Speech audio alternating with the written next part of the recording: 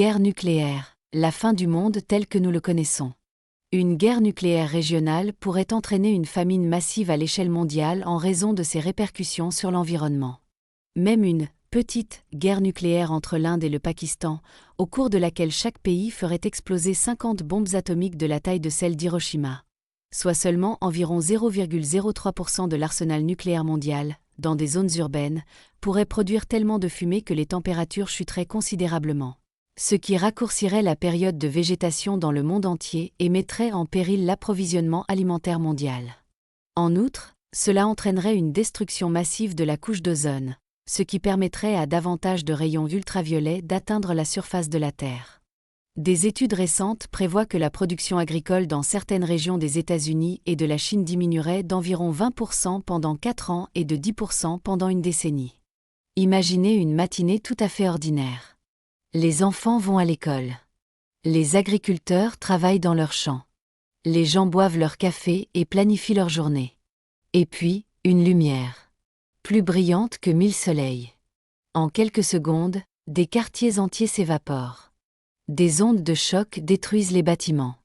Les gens sont frappés par une chaleur plus intense que celle de la surface du soleil. Mais ce n'est que le début. Des millions d'incendies se déclarent simultanément. Les villes se transforment en tempêtes de feu. La fumée de ces incendies s'élève à des kilomètres dans l'atmosphère. Une couche sombre de suie et de cendres s'y forme. Elle bloque la lumière du soleil.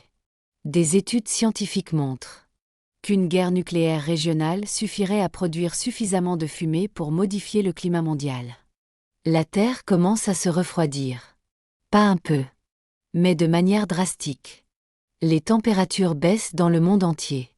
Les périodes de végétation raccourcissent. Les récoltes s'effondrent. Le maïs, le riz, le blé, qui constituent la base de l'alimentation de milliards de personnes, ne poussent plus en quantité suffisante. En quelques années, des centaines de millions, voire des milliards de personnes pourraient être menacées par la famine. Mais ce n'est pas tout. Les explosions atomiques projettent des particules radioactives dans l'atmosphère. Les retombées radioactives se déposent sur de vastes zones. Elles contaminent le sol, l'eau potable, les rivières, les océans et notre alimentation. Le lait, les céréales, les légumes, tout peut être contaminé par la radioactivité.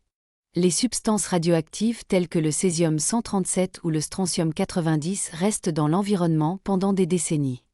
Elles se retrouvent dans les plantes, dans les animaux et finalement dans le corps humain. Les conséquences: cancer, lésions génétiques, malformations chez les nouveau-nés et maladies pouvant toucher des générations entières. Dans le même temps, la couche d'ozone pourrait être gravement endommagée. Davantage de rayons ultraviolets atteindraient la surface de la Terre. Cela signifierait une augmentation des taux de cancer de la peau, des écosystèmes endommagés, la destruction du plancton dans les océans, qui constitue la base de la chaîne alimentaire marine. Notre monde globalisé s'effondrerait également. Les réseaux de transport seraient paralysés. L'approvisionnement en énergie serait interrompu. Les soins médicaux viendraient à manquer. Les hôpitaux seraient surpeuplés, voire détruits. Les médicaments manqueraient. Les États lutteraient pour leur survie. Une guerre nucléaire ne ferait aucun gagnant. Seulement des survivants.